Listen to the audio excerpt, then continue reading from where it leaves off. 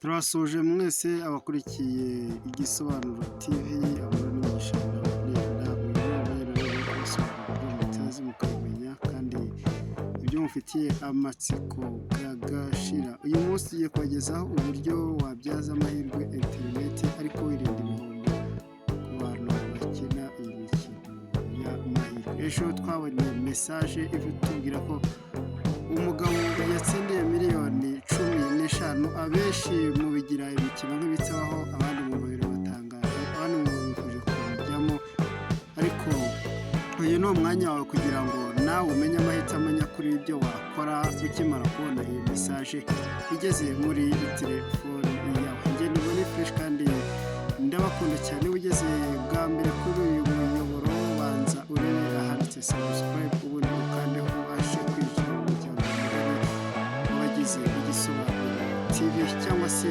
wandika muri comments utubwire aho bipfira icyo wifuza nacyo turacyubaha. Kanda like niba ukunze video uyu mwanya n'uwawe utekereza ikaze. Igisobanuro TV across the land. Together we rise, together we see. The future is bright with Igisobanuro TV. Mu mikino myinshi cyangwa mu buryo bwinshi buba kuri online aho dushora amahirwe yacu amafaranga cyangwa se kuri internet gusa cyangwa se umwanya wacu gusa, harimo icyitwa betting, hakabamo icyitwa trading, hakabamo icyitwa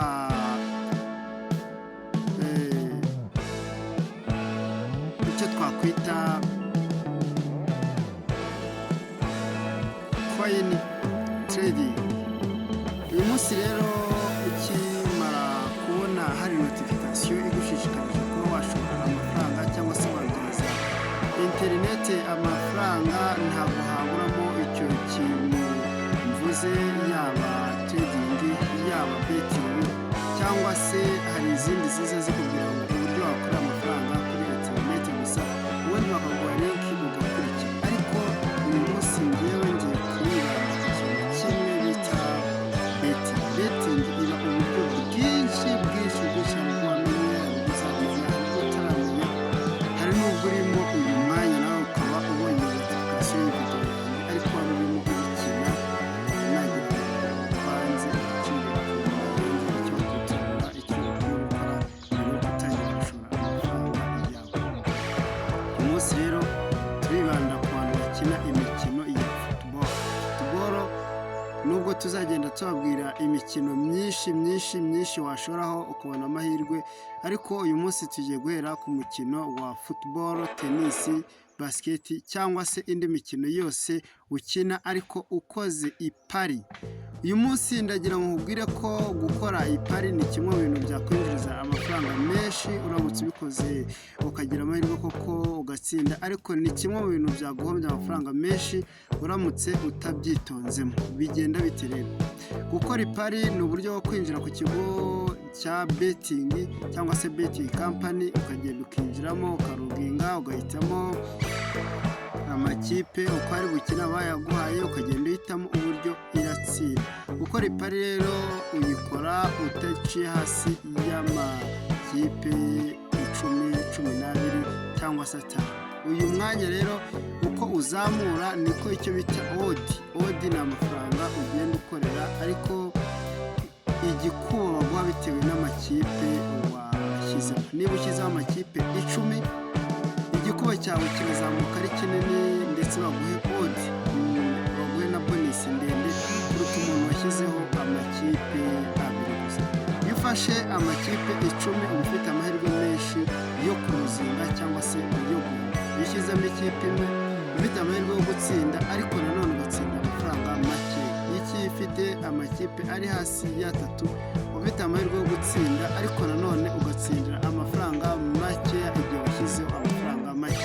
Ibi bisaba kugira ngo ushyire amafaranga menshi kugira ngo nawe utsindire amafaranga menshi, ariko hari ikibazo kiba ingorabahizi nuko nanone amakipe makeya hari abantu uzumva ngo bashyizeho za miliyoni ku ikipe runaka. Abo ngabo babizeye neza ko bararya ariko bakoresheje ikipe imwe ubusa. Hari abandi bantu bumva ngo batsinze ariko bagafata amakipe menshi bakayahuza bagashyiraho udufaranga dukeya uhereye ku mafaranga 100 ukagera kuri 300 ariko ibyo ntabwo bikunda kubaho, ahubwo amahirwe akunda gusekera abantu bashyizeho amafaranga menshi ku ikipe imwe gusa. Ibi rero wabyumva ariko ntubwizere kuko nyine nk'uko babyise ikiruta ibindi ni ugufata amafaranga yawe ukayashyira mu mishinga ariko nayo ibyara inyungu. Ntubyumve gutyo wumve ko iyo mishinga itabyara inyungu. Hari abantu bamaze gukira rwose babikuye muri iyi mikino ya betingi, ugasanga na etaje bakubwira ngo ntabwo betingi ari sawa, ariko hari undi nawe wari ufite etaje ararangiza aramanuka ajya muri betingi birahiye.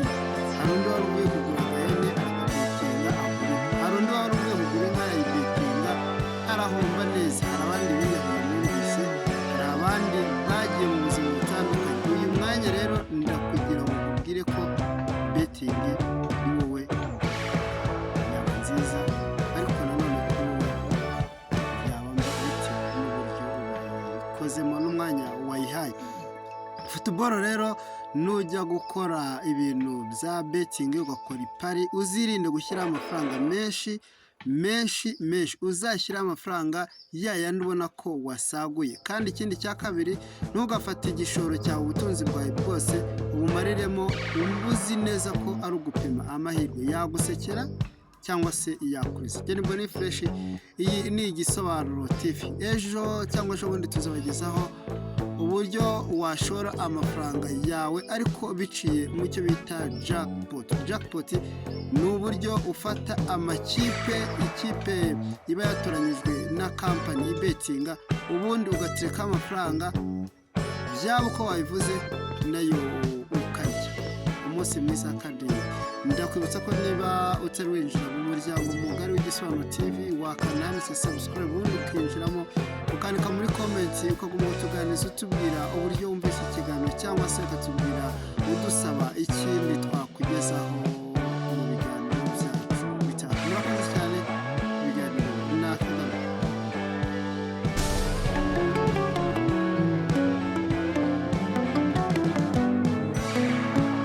So join us now, let's make a stand. Bw'amahirwe TV across the land.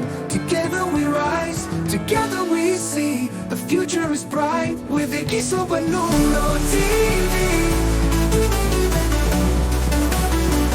With Bw'amahirwe TV.